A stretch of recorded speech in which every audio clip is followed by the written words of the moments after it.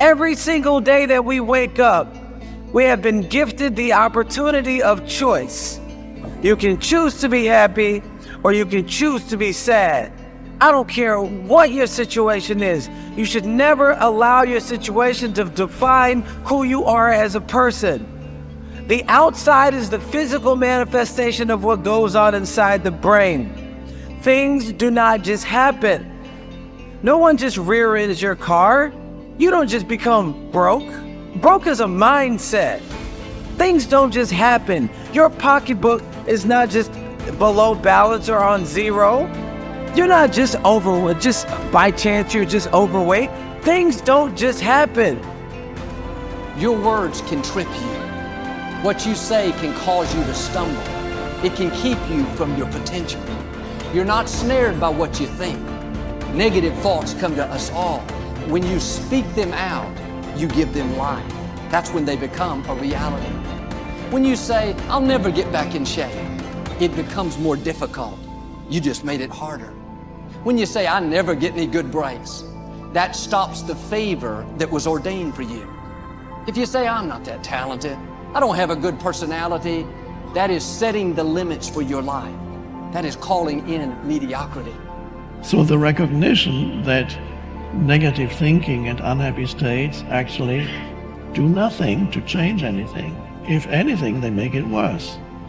So if there's enough awareness and you can suddenly look at that, and then you can ask yourself from the deeper perspective of awareness, do I want to continue to think these thoughts? Is that helpful or good? Do I really want that? Ask yourself, what is my limiting step? What is the one factor that determines the speed at which I achieve my goal, or whether I achieve it at all? Once you've answered this question, you can move on to making a plan for how to accomplish your goals by eliminating this limiting factor. Your ability to identify your limiting step is one of the best demonstrations of your intelligence, and your capacity to eliminate this limiting step is one of the best demonstrations of your overall competence in achieving anything you want. It's our thoughts that are manifesting this world. Now you could say that's a spiritual thing, and now I say not only is it spiritual, now it is fundamental basic science of the universe. And it says then the thoughts are creative. Well, if the thoughts are creative, then who is having the thought? And you start to realize I'm having the thought. Well, then the truth is simple. As Richard Conn Henry said, you are creating this world with your mental activity and your spirituality combined. And then all of a sudden it says, well, then if I'm creating the world, then my original belief that when things didn't go right, I was a victim. The universe wasn't supporting me. You know, it's like, oh, I try so hard and the universe is not giving me things. It turns 180 degrees around. And it basically says this: we are creating this world. And then I say your mind is creating this world. Although you cannot change conditions or circumstance, you don't have to let them control you. We can't control what's going on outside, but we can control what's going on inside. You know, and unfortunately, I don't think many of us have been raised to really understand that. And it's a lack of understanding that's causing all our problems. We are the only creature on the planet that's totally disoriented in our environment. All the little squirrels, the birds, all the animals are completely at home in their environment. They blend in. You and I are totally disoriented in our environment. We've been given the mental faculties to create our own environment. However, we go right through school and we've never learned that. We have higher faculties, and the average person has no knowledge of how to operate with them, how to develop them. We have perception, the will, reason, imagination, memory, and intuition. Now, those mental faculties, they're not just words, they're actually mental faculties that we can use to take control over our world and to create the environment that we want. But unfortunately, we grow up, we don't know that. We've been raised to live through by what we see, hear, smell, taste, and touch, our physical senses. And we've been raised to be controlled by what's going on outside. As little kids, will you listen to what I'm telling you? Will you look at this? And so it's all outside. We get our report card, and that tells us what kind of student we are. But it really tells us where our mind was at for a few minutes 3 weeks ago. Got nothing to do with who we are. So I think we're raised in ignorance, actually. There's a very small percentage of the population that have a reasonably clear understanding of who they are and what they're capable of doing, but the ones that do are in the minority. People think that the purpose of memory is to remember the past, and that's not the purpose of memory. The purpose of memory is to extract out from the past lessons to structure the future, and that's the purpose of personal memory. And so you're done with a memory when you've extracted out the information that you can use to guide yourself properly in the future. So if you have a traumatic memory, for example, that's really obsessing you, if you analyze that memory to the point where you figured out how you put yourself at risk and you can determine how you might avoid that in the future, then the emotion associated with that goes away. So memory has a very pragmatic function. And cultural memory is the same thing, is that we need to extract out stories from our past that structure our future. And we need that because, well, first of all, if you don't have a purpose, let's say, it isn't that your life becomes neutral in a meaningless sense. It's that your life becomes characterized by unbearable suffering, because the baseline condition of life is something like unbearable suffering. And what you have to set against that is a noble and worthwhile purpose. And hopefully your determination of that purpose is buttressed to some degree by the wisdom of the past, because you can't conjure something like that up on your own.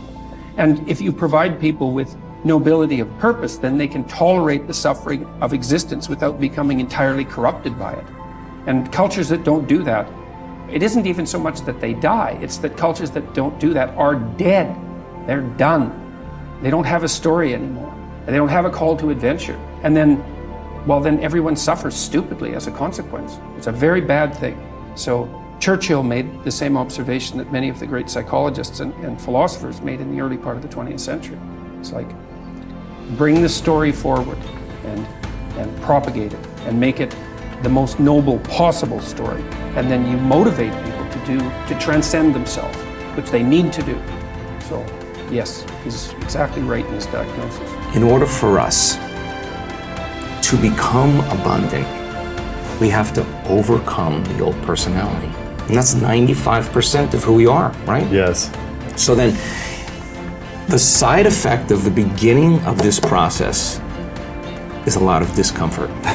It is a lot of discomfort because you're stepping outside the known into the unknown, and now you can't predict. It's scary. No, it's you'd rather hold on to your lack. The pain, and the suffering. Rather tell the story of that. At least it makes you feel something that's familiar. Mm-hmm. When you step outside and you're saying, I'm not going to complain about money any longer. I'm not going to complain about I don't have any. I'm not going to judge other people who do. I'm not going to say I can. I'm not worthy. It's never going to work. All those things got to go.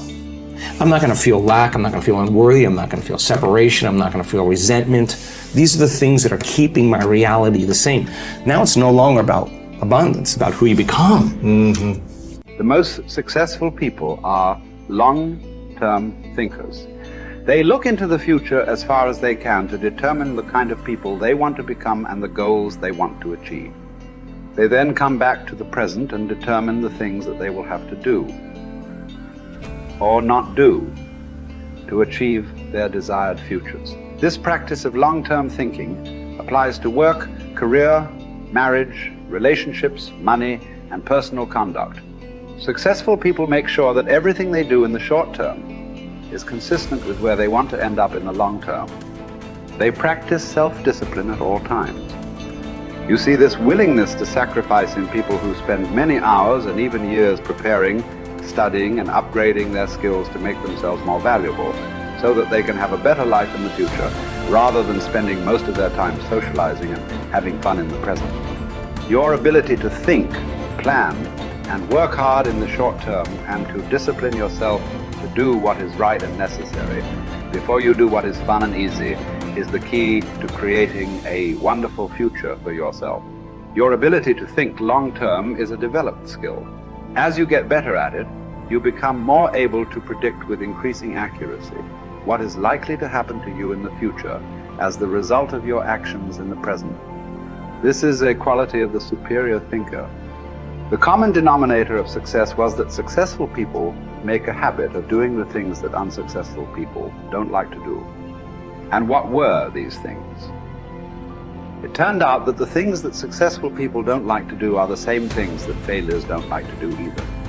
But successful people do them anyway because they know that this is the price they have to pay if they want to enjoy greater success and rewards in the future. Successful people are more concerned with pleasing results, whereas failures were more concerned about pleasing method. Successful, happy people were more concerned with the positive, long-term consequences of their behaviors, whereas unsuccessful people were more concerned with personal enjoyment and immediate gratification. The top people were those who were more concerned with activities that were goal-achieving, whereas average people were more concerned with activities that were tension-relieving